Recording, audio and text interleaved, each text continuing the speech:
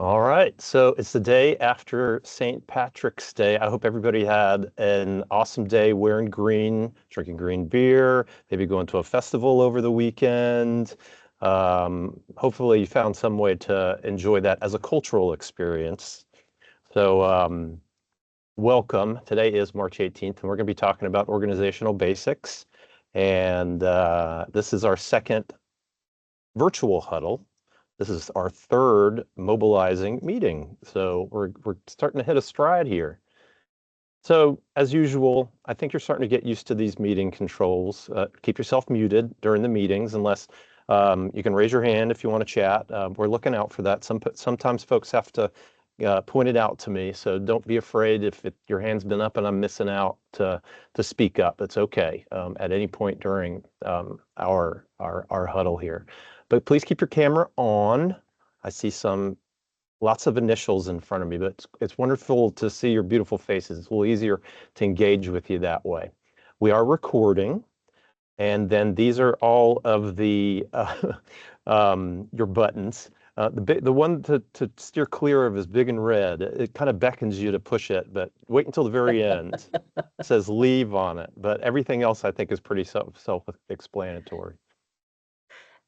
Kyle, can you just enlarge that slide a little bit fuller into the screen? And well, so what we do is we do it through the browser. Oh, Do no a worries, no worries. smidge, but this is No so that worries. we can scribe and see it. So it's not going to be full Gotcha. screen like a normal one, but hopefully everybody can read it and they'll get a copy of the presentation and all of its hyperlinks afterwards. Perfect. Thank you. Yeah, yeah. I wish there was a better way to do this so that we could scribe live and have full screen at the same time, but I haven't figured that out yet. But if anybody in this room knows how to do that, tell me later. Tell me later. I'm all ears.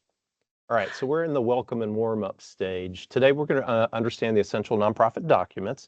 So while last meeting we really skimmed over some bigger issues and topics around 501c3 and it's having a 501c3 organization, its importance to Main Street. Now we're going to dive in a little bit deeper. So we're going to talk about some of those documents that I mentioned earlier, those ones that provide legal structure and clarity for organizational operations.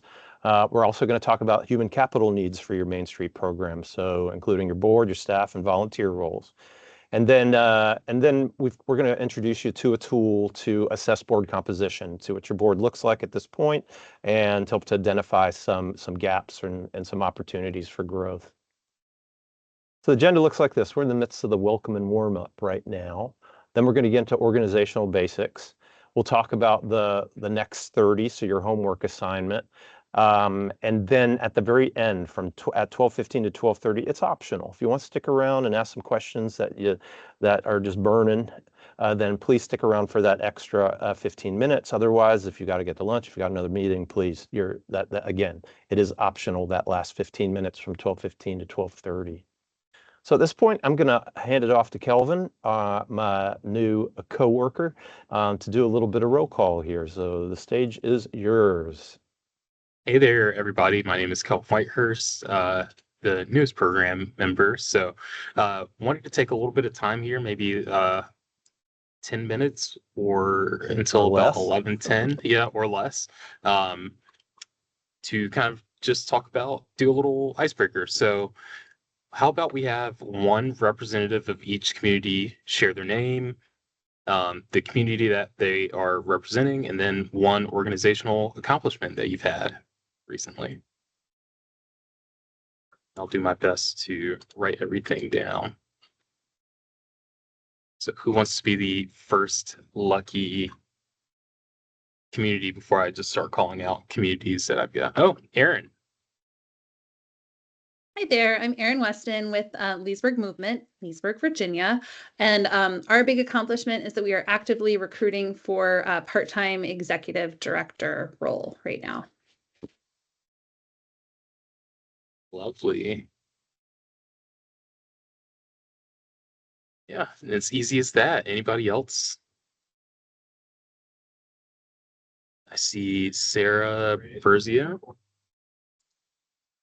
Hi, I'm Sarah Berzio. Excuse me, I'm with Visit Occoquan, and I'm joined today by Matt and Jordan, who are on our board.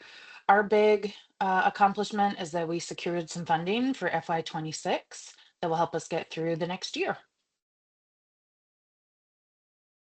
And apologies if I spelled Occoquan incorrectly. Hopefully I got. There's an O in there instead of an A right in the middle, but very close. There we go. All right. And Kelvin, in case it's not clear, Amy can scribe so that you can focus on facilitating. Sure. So, yeah. Okay. Yeah. Elizabeth will.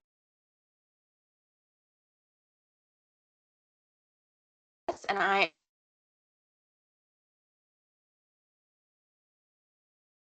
it was in the last You're few breaking weeks. up a little bit. Oh no! Can you hear me? Yep. Seems like you're better now. So maybe from the top. Okay. Downtown Front Royal.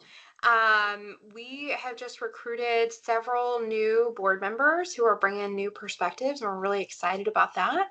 And just launched our second year for our downtown farmers market, which has been a huge success for us. That is wonderful. I hope your new board members are also looking towards the rev up that we're having in the spring. That will be an excellent opportunity for them. Let's see, we maybe got time for maybe two more. And I see Mandy Cribb. Good to see you again. You too. Good morning. I'm Mandy with the City of Roanoke. And I would say our accomplishment is that I submitted a joint application for the Unlocking Capital grant a couple weeks ago. So excited about that. Yeah. Best of luck. Thank you. And then maybe one more. Looks like we're doing pretty good. Good morning, this is India with BGEP, and I'll just share that we have collaborated with another local nonprofit in the town to launch our first Fourth Friday event, and we're going to do our first one in celebratory fashion with one of the town's historic blues singers who passed away, but a band that actually played with him will be our first of the year on May 30th. So we're very excited. The great homage back to your community. So love that. All right, actually, we were still doing incredible on time, so maybe one more. Yeah,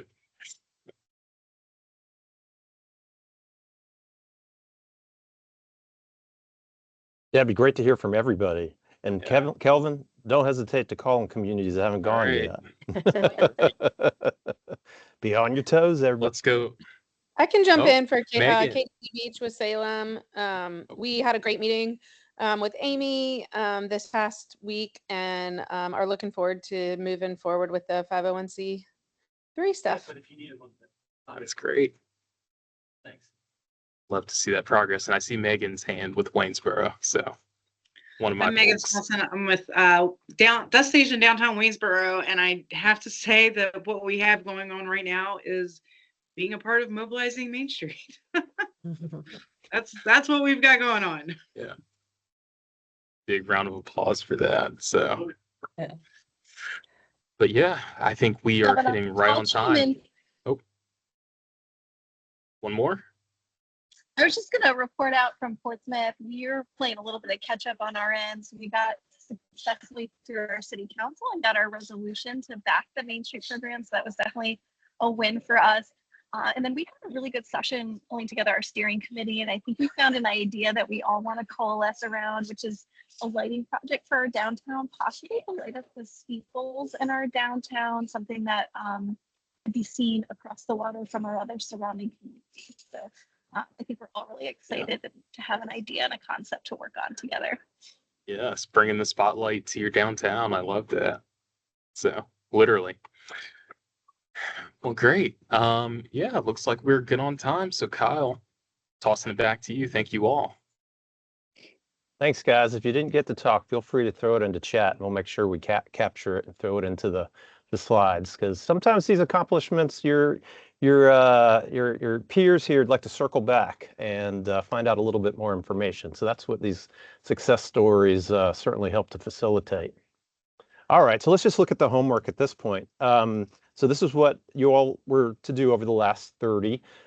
So any refinement on your mission and vision. So so continue to work on that. It doesn't have to be absolutely perfect right now.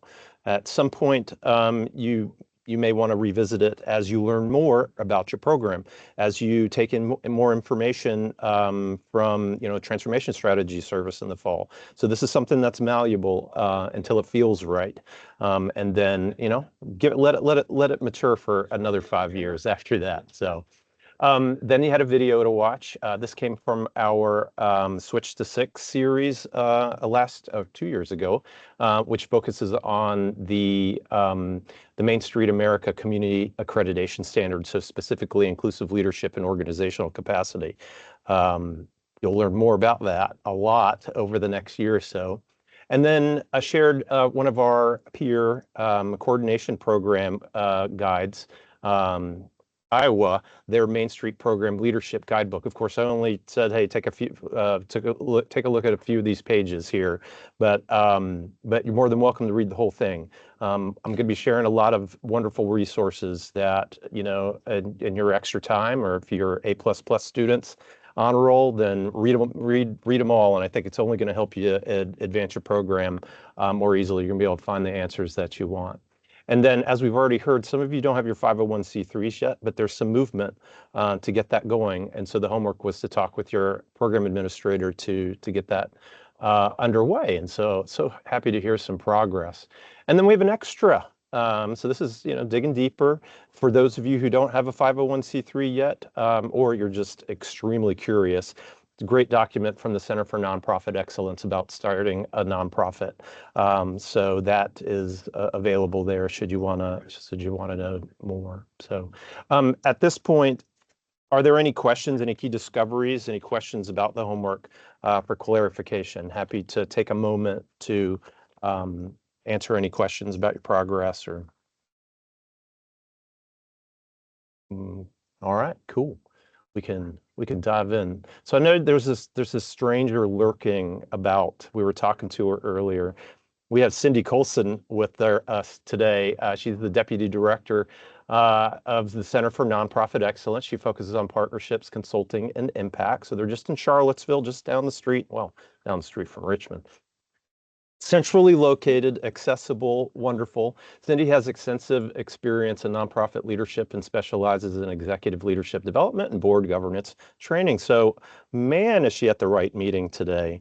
The Center for Nonprofit Excellence, we're institutional members and value them greatly. Their ability to really dive into the weeds and nonprofit management and success is a wonderful addition to our Main Street family here. So I'm going to hand it off to Cindy, though we will toggle back and forth throughout the presentation. So Cindy, thank you so much for being here.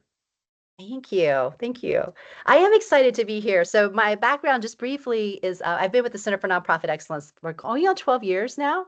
And my work is really around board governance and executive leadership. Prior to coming to CNE, I was 15 years as an executive director. I was a board member. I continue to serve on boards. So those are really my niche areas. And I love the nonprofit corporate structure. I find it incredibly fascinating. I have an MBA and learned about all kinds of corporate structures, and I find the nonprofit to be the most fascinating one. So I've landed right where I'm supposed to be in the work. So the first thing that we're going to start with today is I want to start just briefly with mission. I saw that was part of your homework. But when we talk about your foundation documents, it is all based on your mission and vision. So just needed to get us grounded there. I want to talk about your articles of incorporation and your bylaws. And also, I believe we have some structures that may not become 501c3. So just know that this is obviously focused on those entities and groups who will become 501c3s, but there will be elements for all of us to pull out. So if we go to the next slide.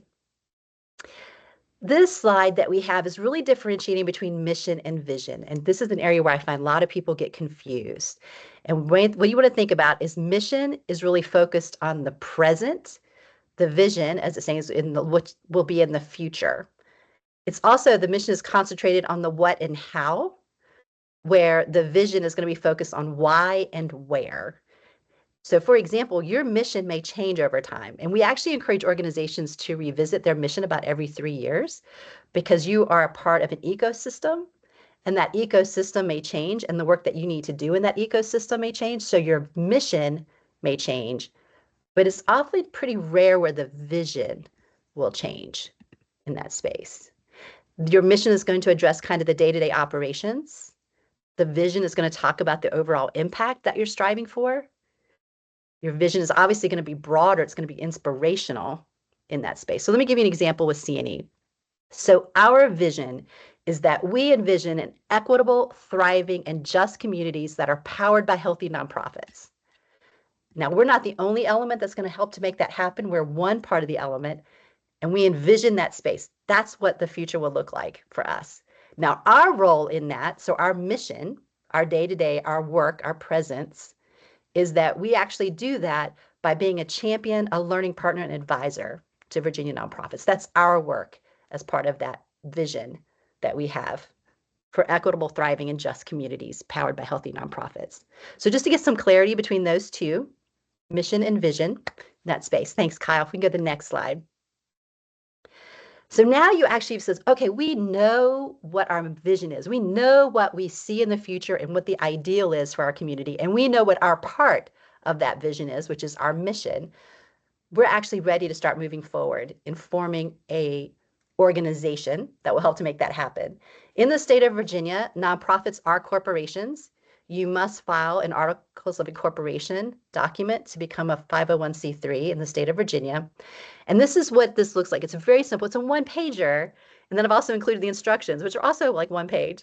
So it's a very simple form. And it's very intentional that it's a simple form, because whatever's in your articles must also be present in your bylaws in the work that you do. So there cannot be any contradiction between the two. So your articles tend to be vague because your bylaws will reflect more of your practices. Articles, and we're going to talk about the bylaws. So now if we can go to the bylaws slide. Articles is the forming of your corporation in the state of Virginia. Your bylaws is what says, this is actually how we do our work. This is how we govern our organization and the work that we do. And what I have there on that slide are just some of the, what there's called different articles in your bylaws that we present. Usually there's definitions. What does it mean to be a board of director, for example, or whatever terms you may need to define? What is your purpose? What are your objectives? With your directors or your board members, there's definitions and clarity around there. When do you have elections? What are the terms? What are the powers and duties that are given to your board? What constitutes a quorum for you? How do you vote? How do you remove board members? And then usually after that is where you have your officers. And in many organizations, there's usually 4 officers that a nonprofit will have. You'll have a chair, or sometimes it's called a president. You'll have a vice chair, vice president, secretary, and treasurer. Usually the 4 officers that we usually see. And then for some nonprofits, they will actually talk about some committees. Now, any committees that you have in your bylaws are what's known as standing committees. So these are committees that you have in perpetuity until you change your bylaws with that. And then just again, bear in mind, when you change your bylaws, you always want to reference your articles of incorporation, because you need to be sure that those two are consistent in the work that you're doing. Okay, let's go to the next slide. So I'm providing some clarity. And this, Kyle, I wanted to be sure you talked about, because I'm talking broadly about nonprofits, but there are some things as they become a main street that's important for them to know. Yeah, I would say typically we leave it up to the organization just because of your special circumstances. Main Street in general really leaves it up to the local program. They're not that prescriptive. Leaves it up to the local program to decide, some of these guiding principles. But we do have some sort of strongly recommended language. Really, we want you, and same with the national network, to function well. But there are some best practices that we want to sort of push forward and bring to your attention. So as a designated community or advancing Main Street community, those communities sign a biennial MOU with us. And it's an agreement between the local program, Virginia Main Street, and the town or the city, so the municipality. And we spell out a number of things around sort of best practices. Of course, they're based on these standards in Main Street America, community accreditation standards, or this framework, which I'll talk about in a little bit. You've already learned some. So one of the things that we recommend, one of the items that's listed in the biennial MOU, and by the way, this slide is hyperlinked in the bottom right-hand corner. There's also a version of this in the folder on the Google Drive. So one of the things that we strongly recommend is just that there's sort of a healthy, regular rotation of your board, that you want to have fresh faces, fresh brains, new perspectives, always coming into your board. Just, you know, one of the reasons is you're representing the community. And so you want to keep that freshness moving forward for the longevity and sustainability of the organization. So what we say is that you need to maintain an independent, active volunteer board of directors representing downtown stakeholders and the broader community for the purpose of overseeing the vision, direction, and activities of insert community names. So this is from the template, right? So it's strongly recommended that the board should rotate no more than 1/3 of its number in any given year. The board members serve 3-year terms with the option to rotate into a committee position at the close of their board service.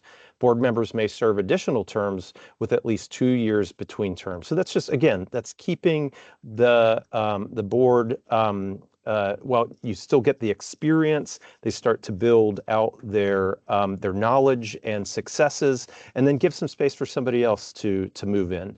But it doesn't mean somebody has to leave for good. They can come back after serving on a committee for a little while, then return to the board. And then officers do not serve in executive board capacities for other organizations during their terms of service. Now, this is just a best practice. Again, it's strongly recommended, okay? So, you know, the idea here is that when a board president is a board president, he or she is able to focus purely on governing this organization with the rest of the board versus having a number of different organizations. As you can imagine, if they're governing a number of organizations, their capacity is going to be limited. And so the idea here is that we strongly recommend that if they're going to be a board president, you're just board president for this organization. So that's just an example of one of the strongly recommended elements that relates to bylaws that's in the VMS biannual MOU. Is there anything you want to add to that, Cindy? Yeah, the one thing I'll say is that research tells us that usually your board chair for a healthy, vibrant nonprofit usually spends about 20% more time than other board members, which is really getting to the capacity piece, just that there is an expectation that the board chair, board president will be more engaged because of the position they have in the organization than the other board officers will and board members. Good. Our next slide is breakout time. Yay. But is there anything here before we get into the breakouts that you have some questions about and want to address prior to, and for any clarification, anything to motivate you, make sure you understand. Looking for raised hands or unmute. You know, perhaps Okay. I'm the only one who gets jazzed about bylaws. I don't know. That must be the case. There's some great information in here. But this is what we want to do now, knowing that you guys are at different states of development. Some of you already have a 501c3 and probably have a lot of these documents already, governing documents in place. Some of you are about to venture into developing your 501c3. So it's always good to hear success stories and share amongst each other so that you know, everybody's getting the information that they need. It's always nice to share the experienced, seasoned nonprofit board member, and then get to hear and ask questions from your peers who have not come along just that far just yet. So what we're looking to do in 10 minutes, giving you a little more time in the breakouts. Again, it is random. Hopefully we'll get a nice mixture of different communities within those groups. So we're asking, are discussing, do you have your nonprofit's bylaws and articles of incorporation in place? If not, what's missing? So certainly take note of what it is that you still need to do. And do your mission and bylaws align? Are there areas where they conflict? Is there an opportunity to build and make them more effective for your organization? So I'm going to hit the button. Are there any questions about this? And by the way, I'll put these questions into the messages. I'm going to go ahead and do this before I break out, so that you'll be able to see those questions, because the screen isn't shared in your breakout groups. Any questions? All right, I'm hitting rooms. Oh, technology, it's always fun. I get a little, oh, these are too many rooms. We don't need this many.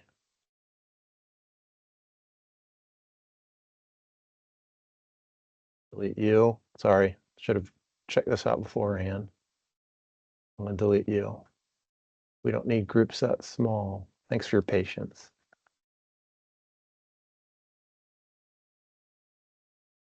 And one more. Okay. Opening rooms. Okay, see you guys in about 10 minutes.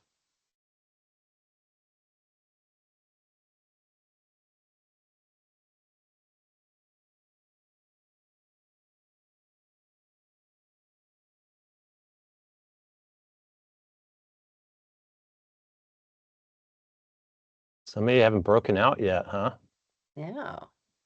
Are you getting a prompt? Was like, is this our group? I don't see a prompt. I'm not getting a prompt. We can just be this group.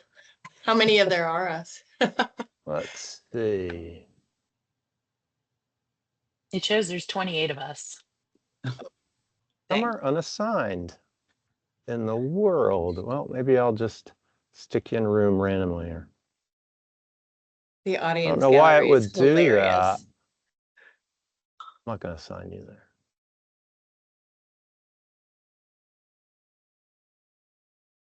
Why would it not do it? But I'm doing it. We're getting you.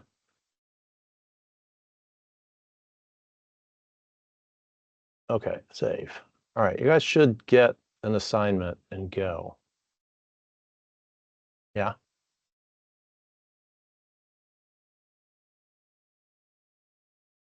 Not yet. Well, okay. So, well, I didn't give one to you, Cindy. Oh, okay. Sorry. So you're going to stay Sorry, here. guys. Does anyone I have can. No, I'm good. I'm good. I have not gotten one. It says everybody has been assigned. Who is Cindy's the only one that's not assigned? Oh, I take that back. Let me continue to. Oh boy. You're gonna. It's the day after St. Patrick's Day, Kyle. It is. I We think get it. that. I think that. Yeah, the computer partied too hard. I like hearing your brain work, Kyle. It's Do you? Yeah. It's And like, you can see it in oh. my eyes. Yeah. We're just like getting some inside scoop on you, Kyle. Like, oh yeah.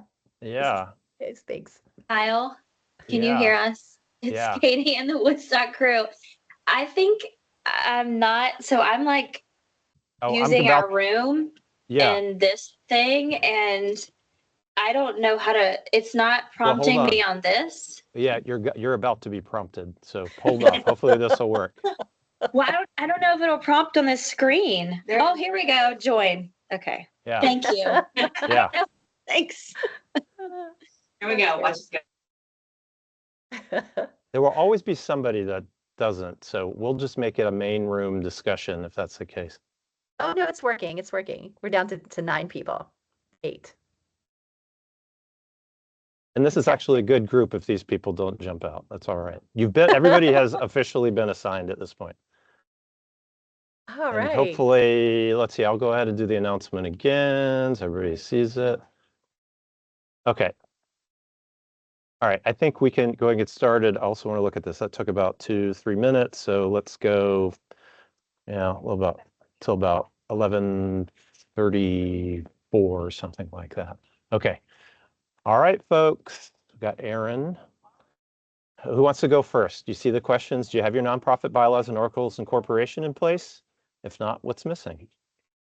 How do they align? Or are there any areas that conflict? Any thoughts about that so far? Susan? Oh, hi. I didn't know Hi. where I was. I am on my cell phone, so Okay. I have an itty bitty screen. I don't have a laptop with me. Okay. As far as I know, I'm with the town of Rocky Mount here in Franklin County. We are in the process of working on the bylaws and the articles of incorporation. So all of that Okay. is in process, and I'm pretty sure there is a lawyer involved in that, looking that over for us. Okay. We're still working on our mission and vision statement. Good. Good. So there's progress. And Yes, I think we've had and progress. your bylaws, are you starting off from a template, like something from Main Street that already exists, or is it something from your previous organization? I think it's something from the previous organization because Okay. we've been in existence for over 20 years. So I think it's something from the previous Gotcha. organization. Okay. Well, that's good that you have something to work from. Some of us may not. And if Daniel and Zach are in this group, because I can't tell them, please let them speak out and correct me. Zachary's here. The wrong Zachary. The wrong Zachary. But I am their Well, I that's am one their of our rep, so I Zachs. am one of the Zachs. Yeah.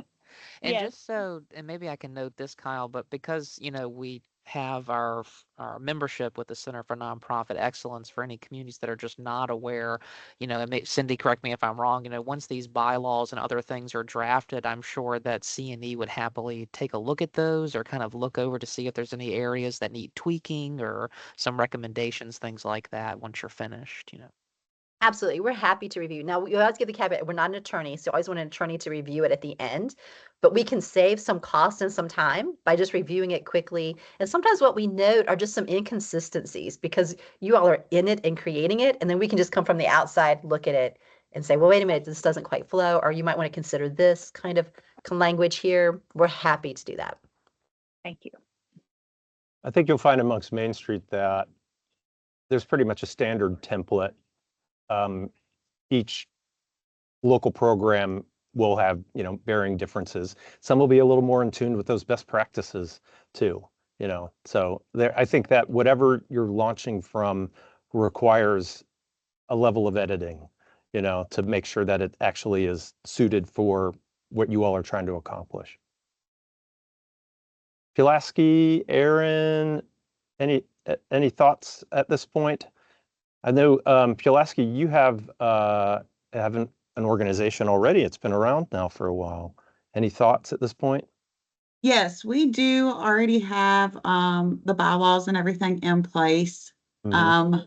We have just recently changed all of our staff members, all of our committees, our boards. Everything has been going through transition, and I think we're finally getting settled into a routine.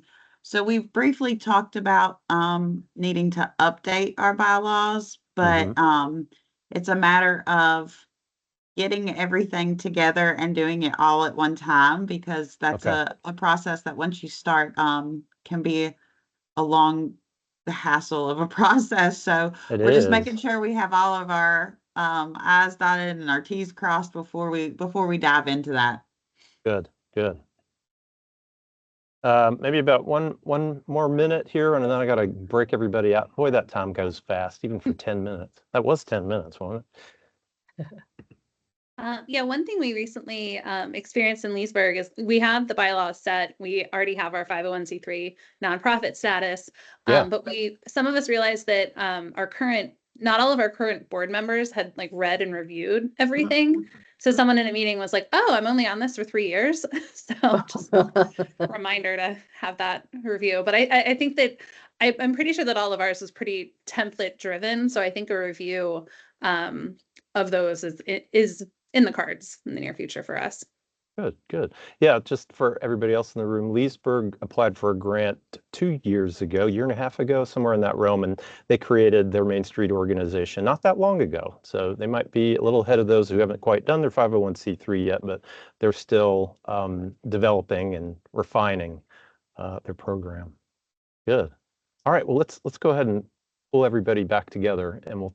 So, by the way, just you guys, we're going to be talking about just some high points from the conversation, things that you learned. Just take a few minutes to do that. All right. I'm going to close rooms.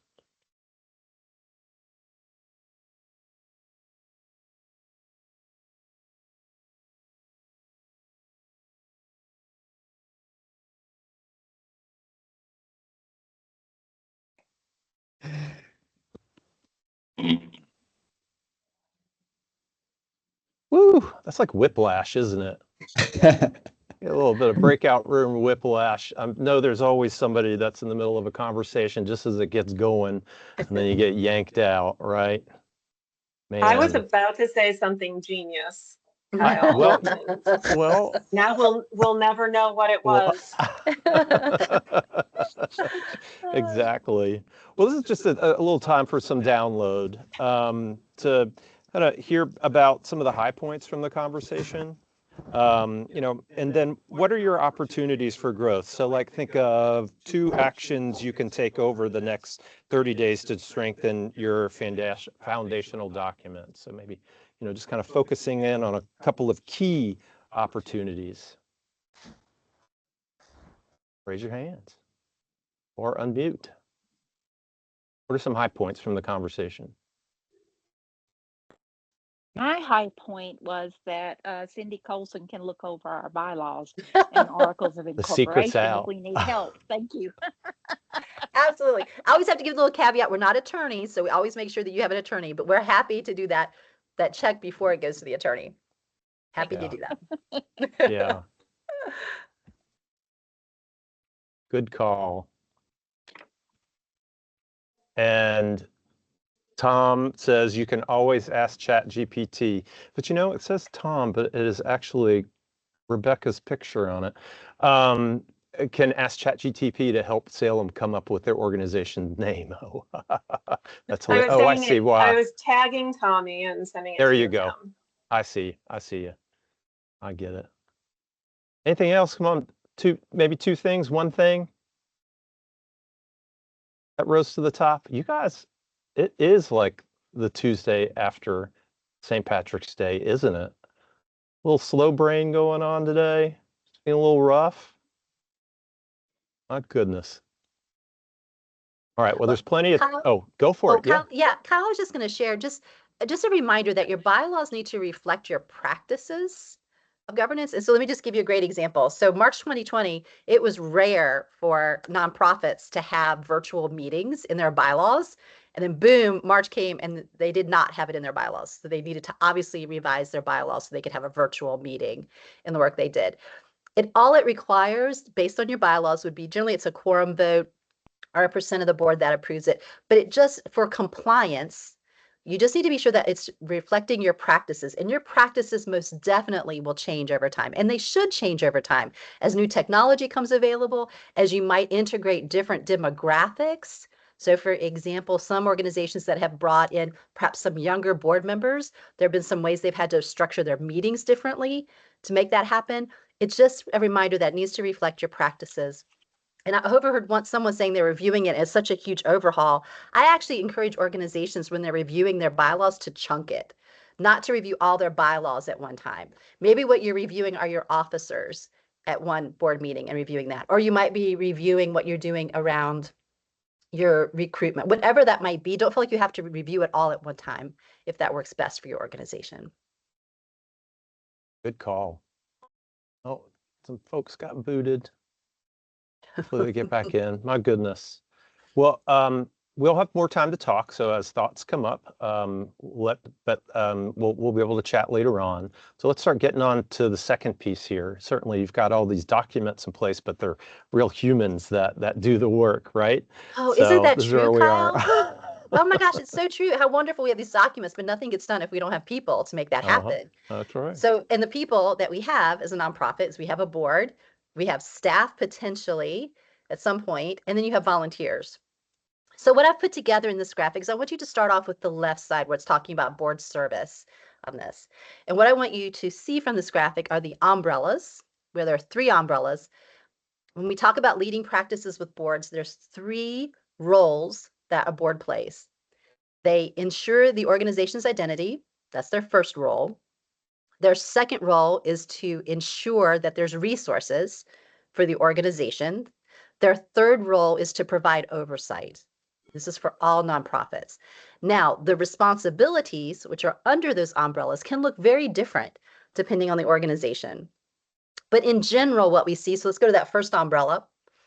This is establishing the organization's identity.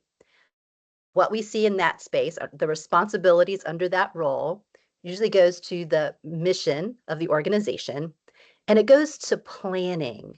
And so planning is saying, this is what we're going to do in this amount of time. These are our goals that we're going to achieve. And the beautiful thing about Virginia Main Street is many of those are somewhat in place for you. And so you have some guardrails that kind of help to define what those are, yet you get to customize them for your community. That's definitely happening at the board level. Our second umbrella, our second role of the board is to ensure there are resources. And we immediately go to money. Absolutely. We have to have money to run our organizations, but we need a lot more than money. We actually need to be sure that we're building a competent board.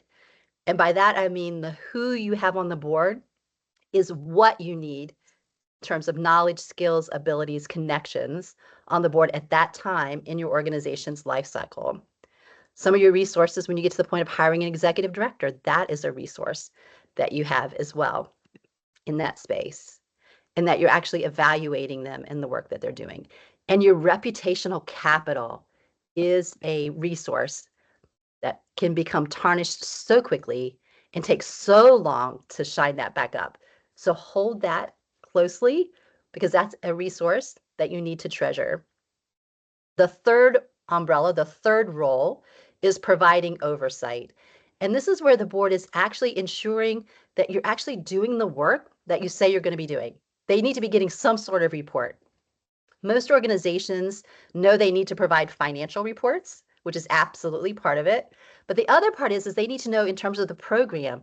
If you're having a program that's going to have this kind of impact, how do you know it's having that impact? Those are the kinds of reports that you'd be sharing with your board. And not all of your programs are going to meet goal, and there are lots of lessons that we learn from that. And we iterate.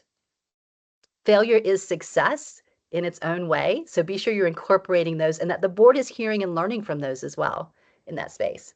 So that's what we have over there on the left. And then I had this arrow, and I'm pointing that goes there to the board of directors. That's their role. Because what I've put in this other box is kind of the traditional structure that we see with nonprofits.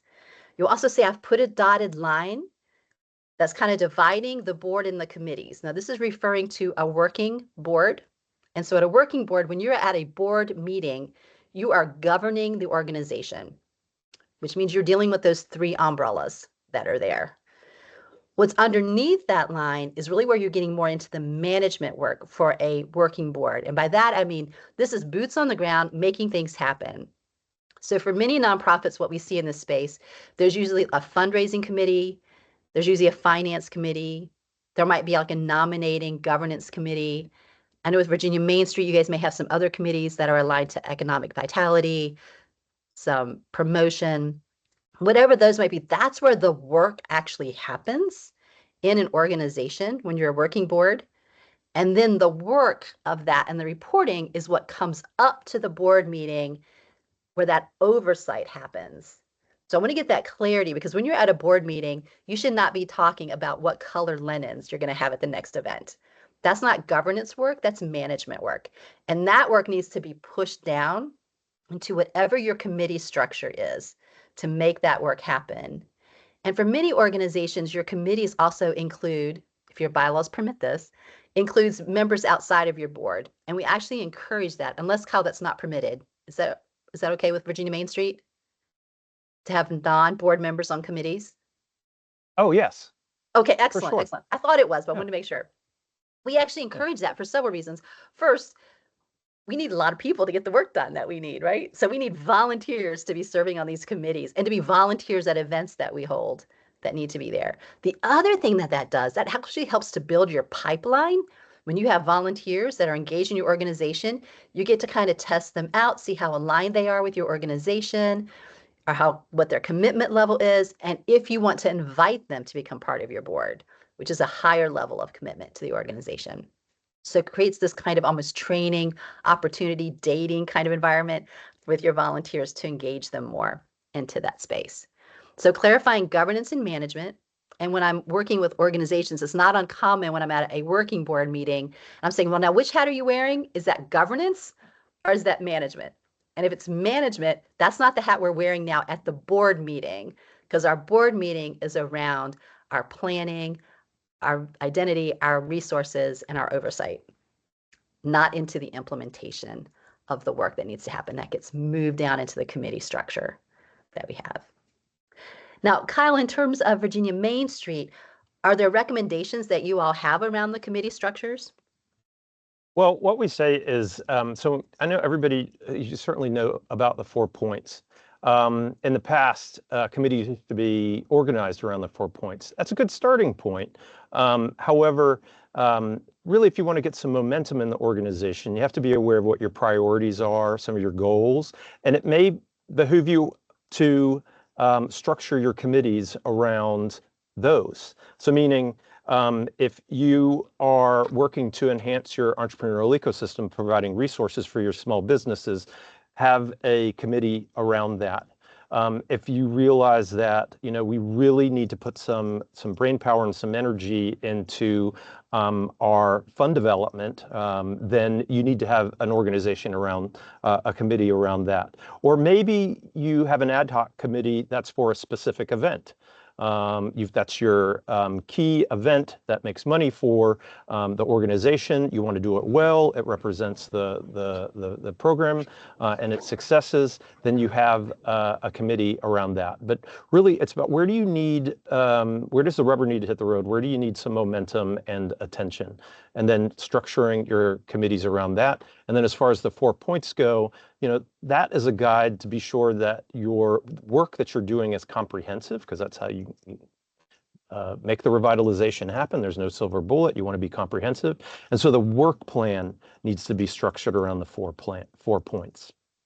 There you go. That makes sense. Excellent. In all those words. I also encourage creativity around your committees. I'm working with an organization now that actually has only 3 committees. They have an internal committee, they have an external committee, and then they have a governance committee.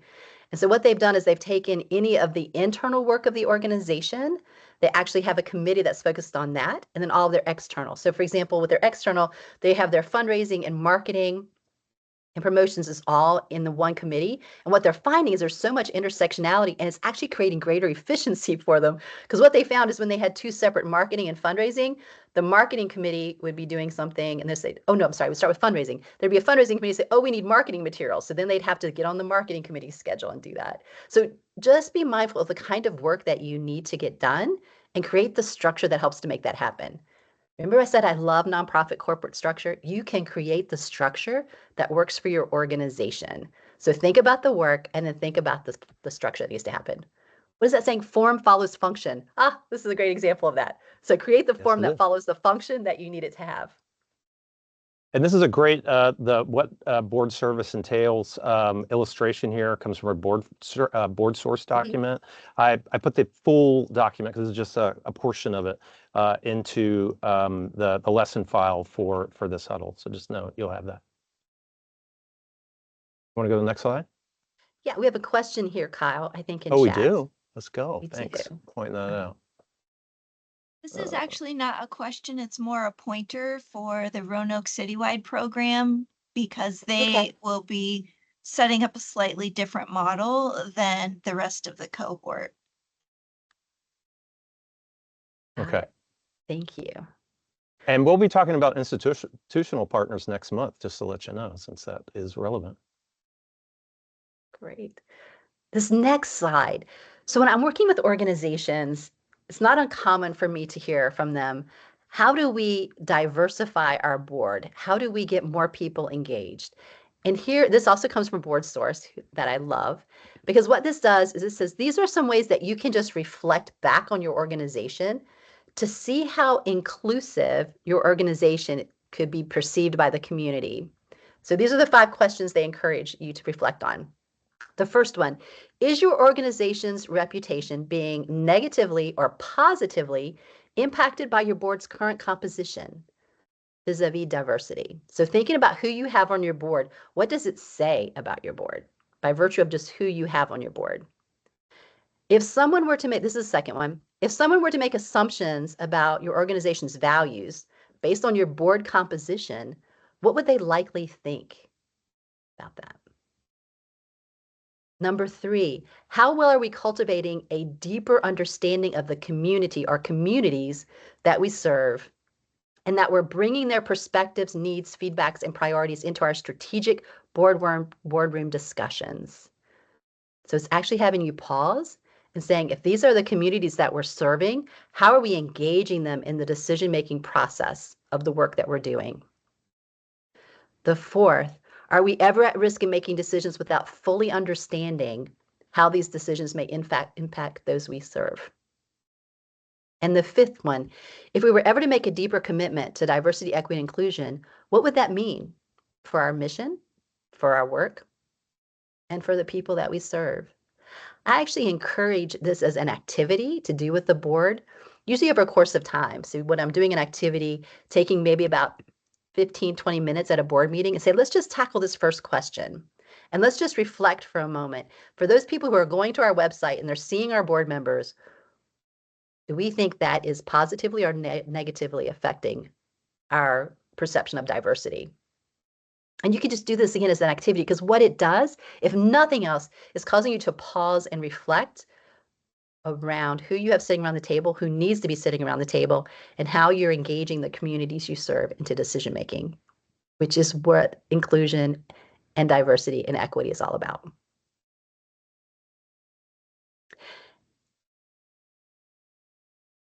This is you, Kyle. And you're muted, hun.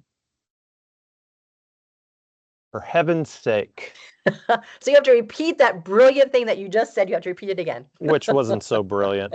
But it's just acknowledging that we're going to do another breakout. And I was looking at the clock to kind of figure out how we want to do this. This might be a little bit shorter, but we're going to split out into groups. Probably just take about five minutes, 5 to 7 minutes, because we're getting a little late. But the question is here: what are the current opportunities in your organization's human capital needs? How can you address these opportunities effectively? So these questions really that Cindy was addressing really help to get these questions started for your small group to discuss. So what I'm going to do is break out and just kind of think about a little bit, who's on your board right now, and what are those needs in order to really flesh out the leadership that you need for the impacts that at the state of your organization right now. So get ready. Any questions about that? All right.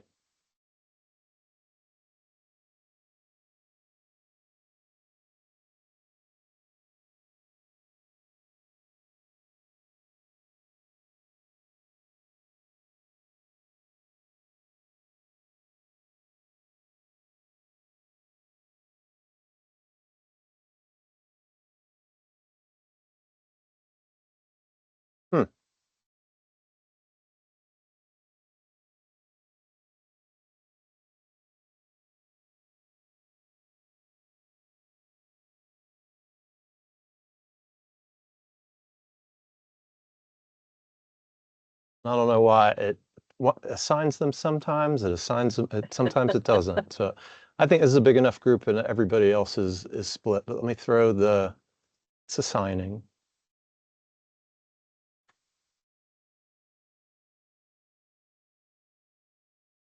All right, let me put this question in so everybody sees it.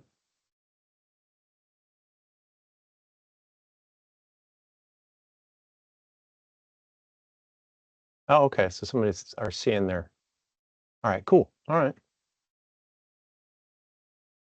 So maybe I'll do this question one more time. All right, so the questions are, what are the current opportunities in your organization's human capital needs? Now, I realize that at this point, you don't have a tool to really kind of reflect You've got some general guiding questions that kind of help you think about the priorities in having that leadership that you need. We're going to provide a tool in a few minutes after this. But at this stage, and the information that you need, what are the current opportunities your organization's human capital needs? How can you address these opportunities effectively? Any thoughts at this point?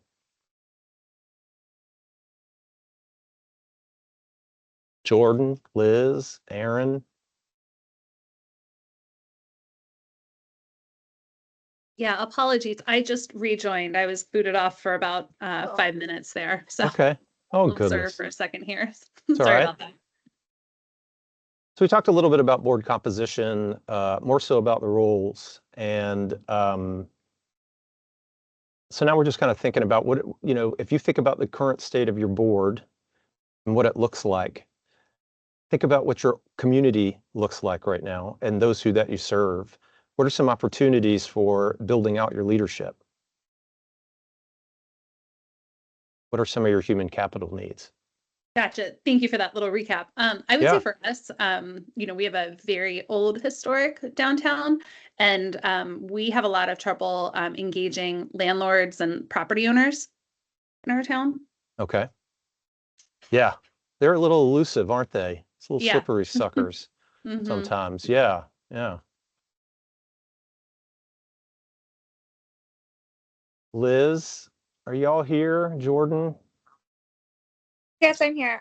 So I'm with Occoquan, and for us, we have our board set up nicely. But I think where the one thing that we lack is someone who has a handle on fundraising. So we know how to do events. We know how to, we have a diverse business and community group, but it's really just figuring out how to raise funds outside of members of our community. So a couple of things I always think about when someone says they're looking for a fundraiser, I ask, do you have a storyteller and do you have someone who's in sales? There's no mystery to fundraising. It's all about relationships, which is the stories that we tell. And it's very much like sales in terms of relationship building and understanding the importance of sustaining that. So sometimes it's a matter of leveraging that. I'm sorry, go ahead. No, I'm sorry, I interrupted. So that's been me. And I've brought in all of the funds since joining a few months ago. But also I am just one person. I don't have the time and energy to do it all myself. And I'm also the newest business owner in town and was kind of voluntold to be on the board. And I love that. Boy. I'm enjoying it. But I also there's a lot of people who can also help. And so it's figuring out how to navigate that and put people in those roles whenever I think we have a lot of people who they don't feel comfortable asking and being those storytellers because they feel like, oh, it's a hard time for everybody right now, but we also are like, hey, we need this to be sustainable. So we really need someone who can go out and talk and storytell and engage. Absolutely. I know, just kind of off topic here, but I know for us, this year we took a different route for fundraising, and we put a little brochure together kind of about like what our organization is, what it does for the community, for the businesses, for the residents. And we just straight up have been taking that flyer places and asking people for money. Like I said earlier, we've been in quite the transition. So having everybody like find out where their role is and what they're responsible for, it was difficult because it's changed a couple times in the last month as we've filled in seats and whatnot.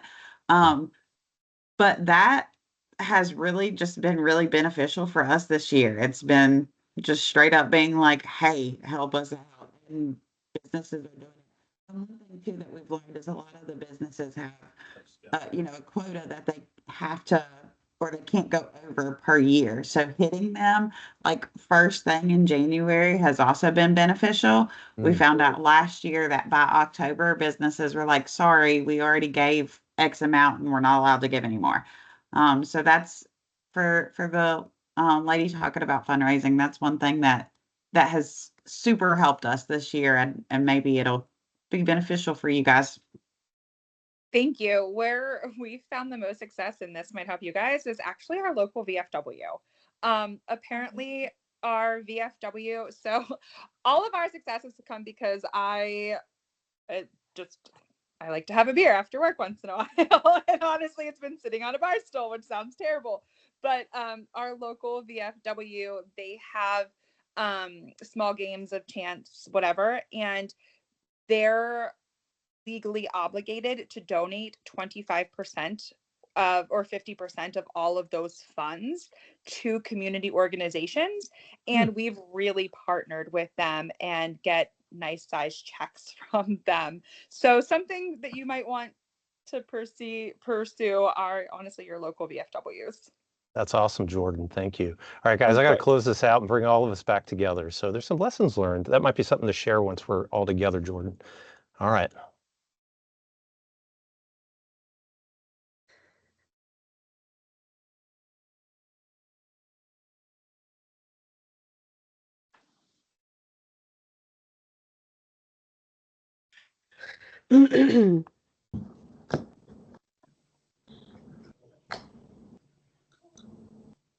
All right, welcome back. You got a little extra time there. Here I was controlling the button and we had a good conversation and I couldn't pull myself away from it, right? So now it's a chance just to download a little bit here, just some key discoveries from your conversations. Let's all, take a moment to share a discovery. One of the things we were talking about was just board roles in bringing in resources, specifically the fundraising. And there's some information shared around that, some success stories. That was good. What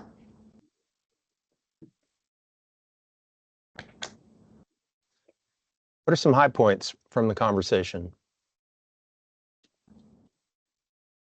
Y'all are tough today. Maybe you're hungry. I haven't had my second cup of coffee. Oh, it's getting late. It's getting late. One of the key discoveries in our group and chatting about fundraising was having people who are good at sales and storytelling. And that's really what fundraising is about, is building those relationships through storytelling. Thank you, Jordan.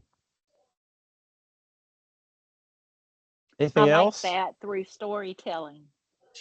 The little town of Rocky Mount, we have lots of stories here. We might could incorporate some of that into our fundraising.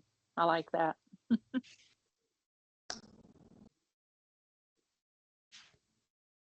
Anything else around some of your human capital needs, some of those skills, really looking to have a board, not only that is effective at your stage of development, at the program stage of development, but representing the community. Any thoughts about some opportunities in that realm to fill some gaps?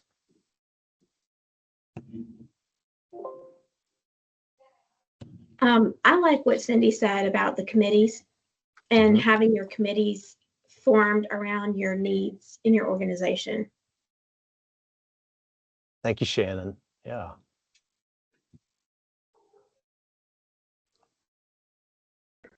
Maybe one more. No, you got it in you. Well, let's go ahead and move on, because I think that this is just continuing the conversation here at this stage. So really kind of building out that board to help you guys out with a tool to find those gaps a little easier, to know what you're looking for. Because at this stage, we just know generally you want to have the right board in order for it to be effective and run your program at whatever stage you're in, generally. But let's talk a little about a tool that can help you identify things a little better. So I'm just going to talk a little bit and introduce you to something. So I mentioned this, the Main Street America Evaluation Framework. You guys listened to a video, a recent one that talked specifically about inclusive leadership and organizational capacity. And so this evaluation framework, basically standards, gives you something to aim your program to aim for, no matter what stage you are. One, if you're doing something really well and meeting the standards, heck, you got something to celebrate there. If you're not quite yet, then you know that this is an area of focus and growth for your organization. So standard 2 is inclusive leadership and organizational capacity. So that's that strong, thriving communities don't just happen.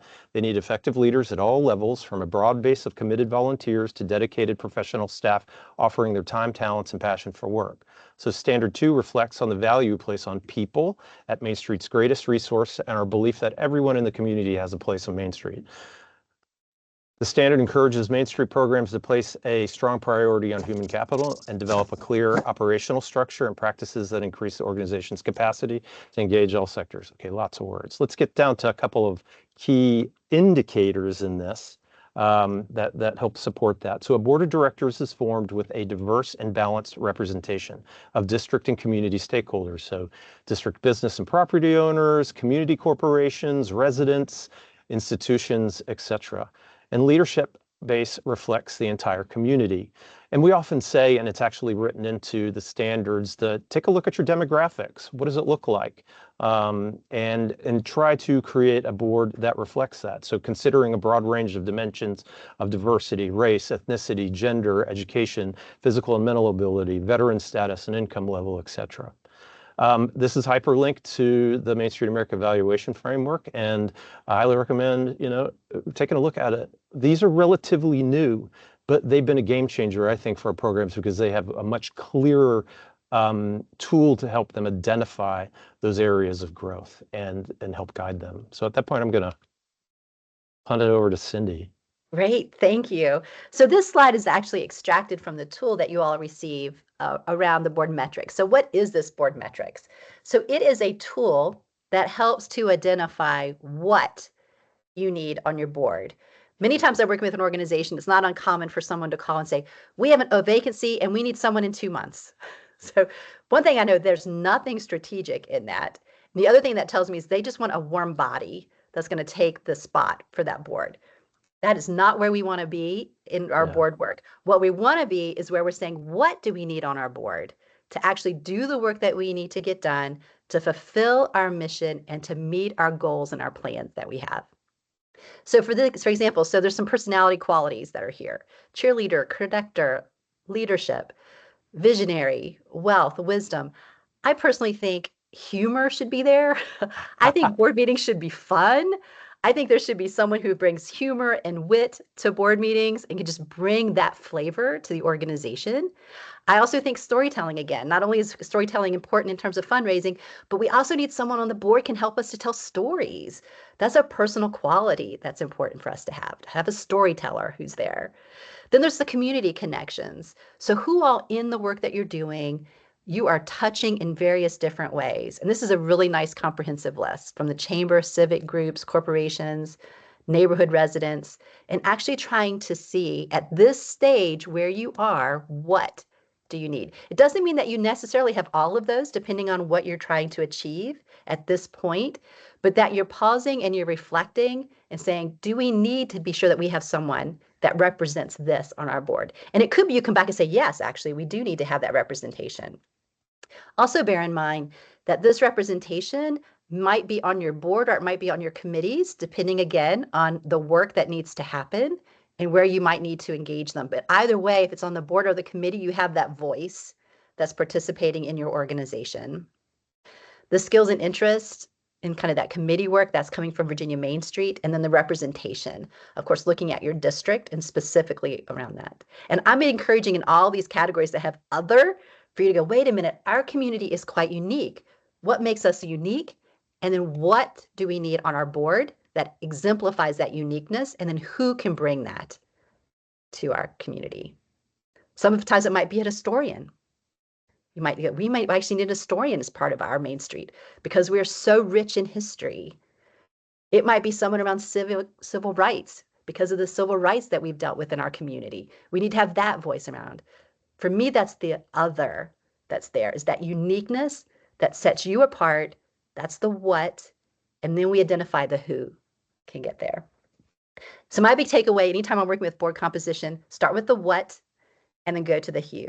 And then, of course, as at the top there, of course, there's always the age, gender, race, and ethnicity that you want to factor in also. Thanks, Kyle. Kyle, I think you're muted again. All this brilliance we are not hearing. I want to, I want to give the stage to you. So I mute myself. This is just a cut and paste of our board composition tool.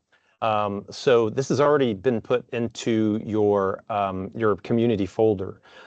So this is going to be part of your homework. So everything she just went over, it's all here. Those are cut and paste from what she did, or what she just reviewed about your composition. So this is a helpful tool. So just quickly, just some thoughts. Now that you have a little bit more information about some of those needs, what key skills or perspectives are missing from your board, and how can you go about recruiting board members to fill these gaps? What are some thoughts? We only have a few minutes. We are closing in, getting you a little closer to your lunch, but let's squeeze out one more thought here for some rich discussion.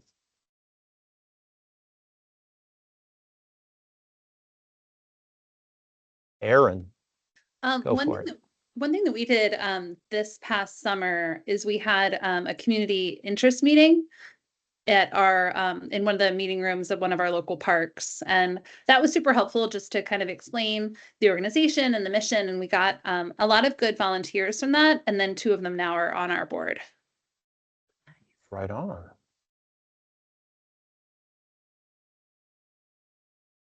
Yeah, and just to provide some perspective here, we're learning about these tools and helping you to really sort of think about creating that board that's going to help launch your organization, right? What are those skills that are needed? And so it's not something you're going to do over the next 30 days, but this is a tool to at least identify some people. We are going to be talking about some lessons in order to reach out, to do that elevator pitch, to be a little bit more effective in being able to explain your why and motivate somebody to come to the board after you've identified them. So just think about the continuity of our curriculum here. This is just the beginning. Any more stories around, so thinking of those who are a little further along in their program development, how can you go about recruiting board members to fill these gaps? What have you all done? And Aaron provided a good example. Anything more?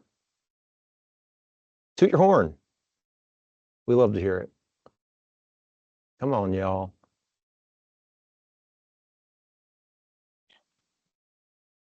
Susan. I don't have anything to toot, but I just want to say that this presentation was very helpful for me, especially 3 of the slides that were presented, the traditional nonprofit organizational structure, the board diversity slide, and the board composition slide. I think that's something that our little group, even though we've been around for a while, we really need to look at and focus on a little bit more, is the diversity. That's good. Thank you, Susan. Maybe one more. This is totally from left field, but as a lifelong educator who has taught in many different areas in many different settings, I can say that classroom teachers are notoriously underrepresented on just about any community board. So I'm looking at those qualities on the far left column of board members. I think you'd find a classroom teacher who lives in the area would meet a lot of those. That's excellent. Oftentimes when I say educator, someone will come back and say, oh yeah, we have a principal or an administrator on our board. But that's not what I'm talking about. And I'm adding educator to our personal qualities on our spreadsheet. There Just you go. for you. The other thing is many of our towns are located on rivers. And if that's something that's a real draw for your downtown, it might be someone in the environmental space, for example, that could be there. Again, I'm encouraging creativity around the what, just like the classroom teachers is a great example, around the what on your board. I know many times I'll hear organizations say we get the same 6 people, and I think, and my theory is they get the same 6 people because they were looking for warm bodies as opposed to going to the what. Because when you get creative and you think about the what, it opens up other opportunities instead of just going to someone who's served on a board before. Yeah. Well, I'm being conscious of time, and I want to get to that last 15 minutes where we can dig in a little deeper without having the clock pressuring us so much. So let me talk about what you guys need to do over the next 30. So today we talked about human capital needs and those board staff and volunteers that are essential to your program, your nonprofit foundational documents that guide your operations, and tools like the board composition matrix that help ensure a balanced and diverse board. So thinking about that and taking this a little bit further, the next 30 is to complete that board composition matrix. Again, it's in your community folder, and identified human capital needs and opportunities. Think about that what. Where are you guys now? Who's on your starter board or your committee at the moment? And who else do you need on there to really build out the organization? And then review your bylaws if you have them. If you don't, we have some templates that are available to you. So review bylaws to identify compliance needs with organization and best practices. And then to queue up our next huddle, watch the video Broad-Based Community Commitments to Revitalization. We're really going to look at who are those community partners. A little less individual, a little more institutional about some of those organizations that you need to partner with in order to advance the program. And then digging deeper, this is like the Bible for Main Street. Washington Main Street Coordinating Program created this great guide that has everything in it that you need. Template, bylaws, it's all there. So now pages 27 to 25 reflect a little bit more about that kind of stuff. So, but you've got a link to this great document, utilize it. It's going to make advances a lot easier for you guys. So at that point, any questions, any clarity on your homework, where you are now, and we could, those of you who need to go, sayonara. We'll see you next month. But those who you guys want to talk, please. Now the forum is open. And I want to, before anybody really leaves, Cindy, thank you so much for being here today. You guys are going to see Cindy at the Rev-Ups in May. Yeah. Which is a slide we could really use on here, upcoming events. I'll make sure that's at our next one. All right, let's talk a little bit. Who needs to chat?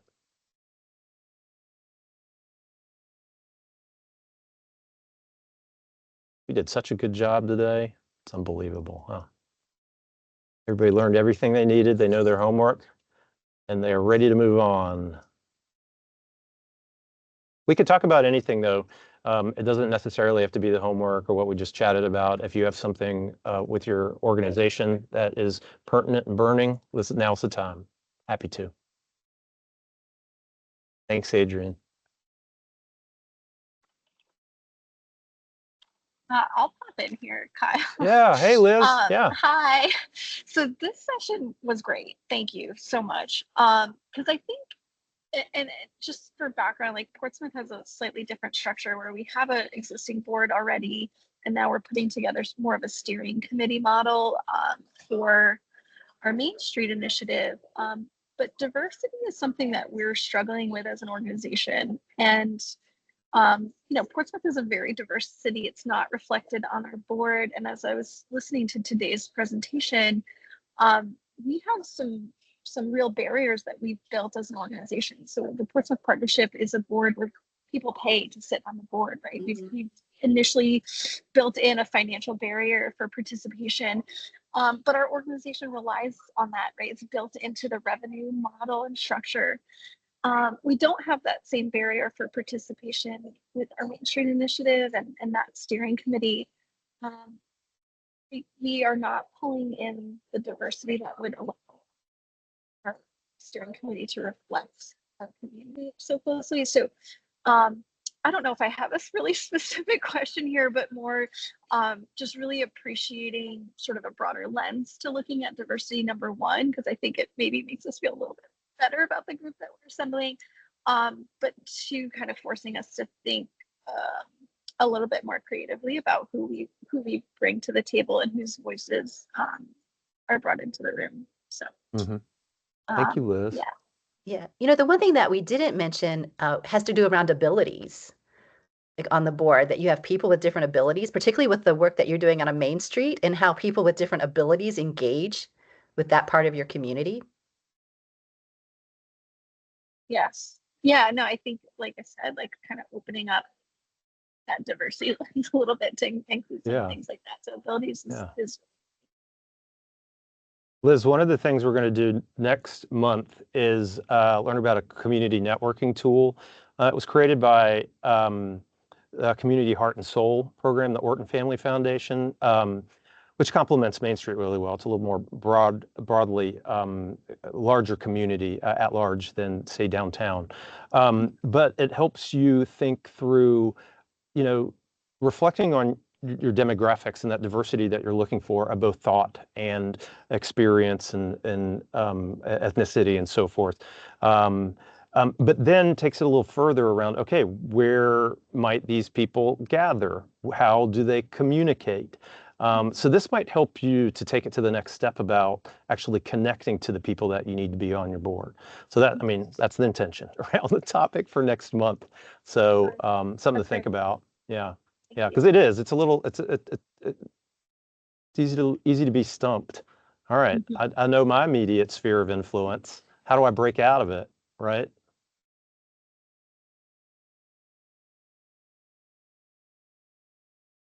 Does that help, Liz? This is, or is, yeah. Yeah, it does. And as I'm thinking through it too, you know, one of the things that we're wrestling with as a group is sort of defining the geographic area that we're touching.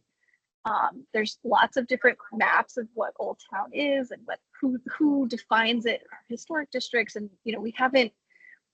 There's a push from some folks in our group to kind of keep it really small and to make sure that you know we can do a real concentrated effort in a small footprint, versus maybe thinking a little bit larger about our Old Town community. And the reason I bring that up is if you look at the residents in Old Town proper, it's not necessarily reflective of the demographics of our larger city. And when we want our downtown to be successful, our Old Town to be successful, we need to make sure that all residents feel welcome in our Old Town community. So I think I don't know, it's like this conversation is touching many other conversations that we're having as a group. And so I think this is like couldn't have come at a better time for us.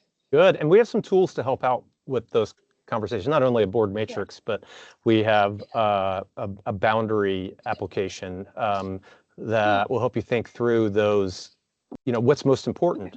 This level of walkability, a concentration of small businesses, historic architecture. So there are some tools to help you guys think through that.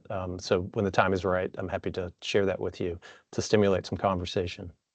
Awesome. Thank you. And Liz, I did get that email about when I'm coming to visit. So yes, I'm planning on coming later on this month on those dates that we identified. Just let you know. I'll respond today. Okay. Cool. Anything else from those who are sticking around? Krista, Mandy? I'm just starting to fill out the matrix for us. Hey, look at you. It's focused. All right, I'll bounce because I am hungry and need to eat lunch. I hear you. Wonderful to see you all. Have a great rest of your week. You too, Mandy. Thanks.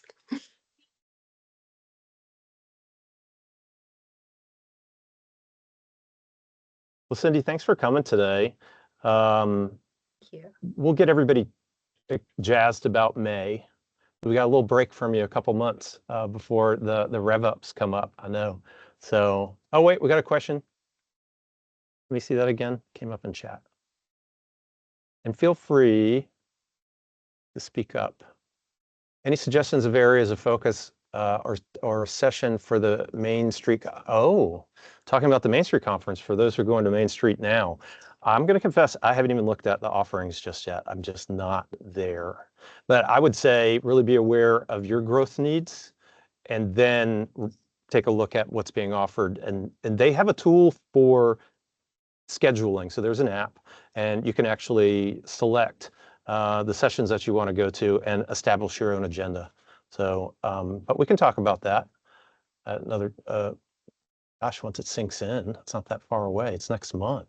Well, it's 3 weeks away, isn't it? Heavens. All right. Well, Cindy, thank you for being here. Thank you. Those are her remaining. Feel free to speak up. Otherwise, I think we can wrap this up. I just want to thank everybody for being here. Thank you, everyone. Yeah, thank you, Liz. See you, Krista.